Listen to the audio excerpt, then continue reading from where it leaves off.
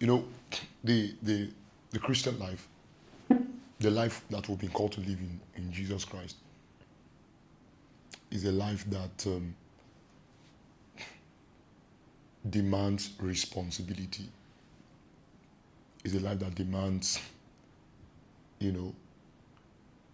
personal responsibility on the part of the believer in order to be able to live to the fullest the life that we've been given.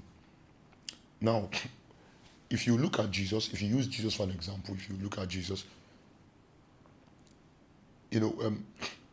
first, it's important that we understand that Jesus, during his time on earth, did not function, he did not operate as God. All right? He was anointed just the same way believers are anointed today. Now, in other words, he did not function, as it were, on a pedestal. All right? Now, but what made difference? What made Jesus stand out? Wow, how did Jesus experience? How did he walk the way he did, the life that he lived? Now, if we know and understand that he didn't minister, under a special anointing, he wasn't somebody special, Now, there's something about the spirit life, there's something about the kingdom life, which we must understand. When a person becomes a believer, when a person comes into Jesus Christ, now, the Father gives him eternal life. All right? The Holy Spirit is given to him. But one thing I've come to see, which will really help many believers, is that the Spirit of God, Jesus said, when he is come, he will guide us into all truth. Now, take a look at Jesus. In chapter 11 of Isaiah, we are told that the seventh Spirit of God will rest on him. Now, when you talk about the seventh Spirit of God, the seventh Spirit of God are spirits that are engaged in an environment of personally taking responsibility to exercise your spirit. Now, the seventh Spirit of God do not thrive, as it were, in an environment of indiscipline. Now, if you look at the individual expression of the seventh Spirit in the New Testament, the men and women who enjoyed the ministries of this seventh Spirit, all right, in the Old Covenant, they were men who understood the discipline of spiritual life. They were men who practically, all right, engaged God, of course, within the context, within the limits of the revelation of God that they had, but with discipline. Now, when you look at, for example, what the scripture says about Isaac in 24 of Genesis, all right, from verses 63. Now, we are told that Isaac went into the field to meditate. Now, that wasn't something Isaac did just that day. It was his life. Now, the Bible tells us in chapter 6 of Hebrews, all right, verses 12, that we have to follow the examples of those who through what? Faith and patience obtained promises. Okay? It takes discipline. All right? It takes discipline to walk in faith. It takes discipline. Now, it says, through faith and patience, they obtained promises. These people were disciplined people. Now, these are people who lived in the Old Testament. These are people who didn't have the fullness, as it were, of the Spirit available to them. Now, the measured expressions of the Spirit they had available to them, they opened up their life through discipline to maximize the ministry of the seven spirits in their measured expressions. Now, in the New Testament, before I talk about that, look at Jesus. Now, look at how seriously, or look at how disciplined Jesus was as far as his walk with the Father, all right, is concerned. Now, when you look at Jesus, all right, when you look at Jesus, you would notice that a lot of time people read about Jesus, the Gospels. What they pay attention to is the miracles, the healings. They don't pay attention to Jesus's closet life. All right, what was Jesus like behind closed door? You know, who was he behind closed door? There was a particular time Scripture talked about the fact that after he had, of course, that didn't happen once, all right? That had happened before. Now, this particular time, after he had ministered to this large crowd, all right, healed their sick, multiplied fish and bread, the Scripture says that he sent them away, waited to send them away, then told the disciples to go ahead of him. But he remained, went up the mountain, and prayed all night. This was Jesus that the book of John 3 says that he had the measureless flow of the Spirit. Why pray that much? You understand? Why pray like that? Now, the Bible says on a particular occasion, the disciples, after watching Jesus pray, they saw something. As soon as he came out of his closet, the Bible said that they were compelled to ask him, Master, teach us to pray. Now, there is that place of discipline. For example, discipline, all right, in meditation. There is that place of discipline.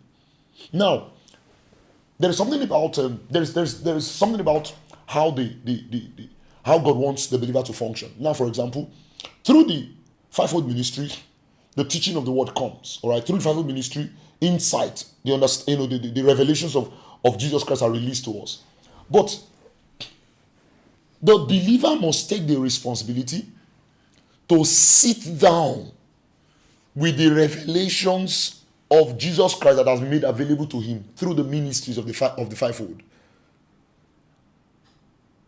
All right, with the intent of digesting, with the intent of opening up himself until this truth, as it were, leaves the environment of his soul and come into his spirit. Now, what I mean by that is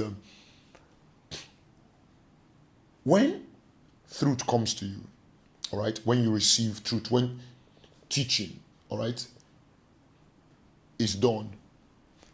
Now, the things that is being taught, on hearing them, hasn't entered your spirit yet. All right? When you hear the teaching of God's word, all right, the revelation of Jesus, all right, that is brought forth, all right, as it were, has not settled yet in your spirit. Now, that is why the believer must take the responsibility of, as it were, revisiting, all right, the truth that has come. Now, the idea of revisiting is to cause what has come to him to become established in his spirit. Not until it becomes established, the reality in that truth that has come through teaching does not become your experience. It becomes, that reality, the reality in God's word, becomes your experience when the believer takes the responsibility through discipline to sit down with the truth that has come to him. So when you look at the the men and women of faith in Bible time, you find out that there is something that they had besides the revelation, all right, besides the manifestation of the Spirit, that many believers have compromised. That is indiscipline. I'll give you an example. In 2 Corinthians chapter 3, we are told that the glory, all right, of the New Testament, all right, exceeds the glory of the Old Testament. Now, this was something that, at the beginning of my walk with God, I pondered over it. It says the glory of the New Covenant, or of the New Testament, by far exceeds the glory of the Old Covenant. But are you aware that even till date, believers who are believers within the context, within the environment of the New Testament, still envy the manifestations of God's glory revealed in the Old Covenant? People still talk about powers as of old. People still talk about the God of Elijah. People still talk about, wanting to be like Moses, wanting to experience the miracles they experienced. Now, if we have a testament that has a weightier expression of glory than the testament in which these men lived in, what do you think is lacking? It is discipline. It is discipline. It is discipline. For example, what is lacking is not prayer. What is even lacking is not meditation. It's discipline. For example, I remember asking a believer, have you been able to stretch yourself in meditation for 6 hours? And he was shocked. Why should I meditate for 6 hours? Now, I'm not talking about praying for 6 hours. To stay in meditation for 6 hours.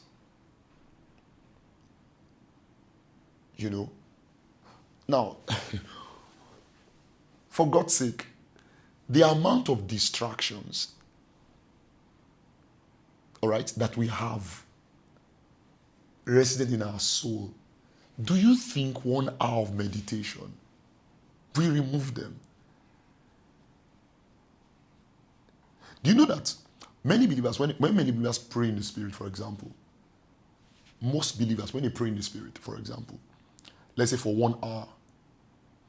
Now, when you do your research, you find out that for most believers, when they pray in the Spirit, let's say for 1 hour, most times 50 minutes of that 1 hour is spent wandering. That means the only time that they truly prayed, all right, with all full concentration, is just 10 minutes. It's just 10 minutes. But you see, the believer will come out of that place of prayer and say, I've prayed for 1 hour. Or the believer who prays for 2 hours, he will come out and say, I've prayed for 2 hours. But meanwhile, when you measure the amount of time you spent praying, all right, with unbroken focus, without wandering, let's say it's just 30 minutes from the 2 hours. Now, that's why I said that one major thing lacking is discipline. And when it comes to, when I talk about discipline as far as, the divine life is concerned, this discipline does not only apply to those who are in ministry, because we've all been called to the divine life. The divine life has been given to all of us. So, and it is to the degree that you engage that life overflows out of you.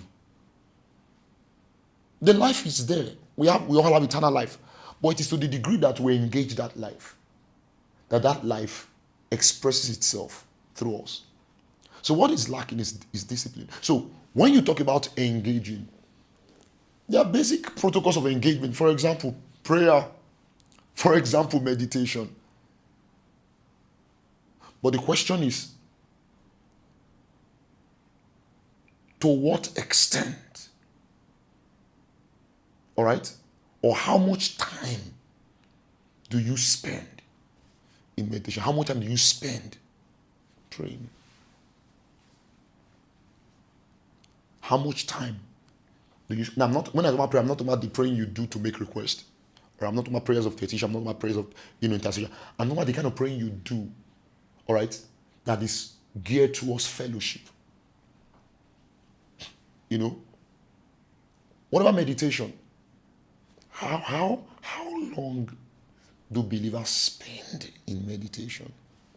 How long, do believers spend in meditation? How long do they stay in meditation? How long do they stay in meditation? We live in a generation where as soon as believer, for example, read a devotional and make the confession at the end of it, they are good for the goal for that day. And the same believer wonders why the divine life is not breaking forth out of him. He wonders why. Or we live in a generation where people listen to MP3s. It's good. But you see, the MP3s you listen to, the CDs and all of that you listen to, all right, they do not translate into you personally taking responsibility. Because the revelations you've listened to from the MP3s, you must sit down with them. You must sit down with them. You must sit down with them. So that's one major thing that is lacking. That's what the issue is. That's where it is. That's where it is. That's where it is. So you see, I came to learn, from experience that the number one ingredient that is lacking in many believers' life, that is, that is as such, denying them of having, breakthroughs into the revelation of Jesus Christ, is not prayer. All right? It's not the word. It's not meditation. It's discipline. Because even the other principles, they are principles, all right, with which we engage the kingdom. But you see, even if I'm to share the principles, all right, even in the absence of discipline, they still will not work. They won't work. In the absence of discipline, they will not work.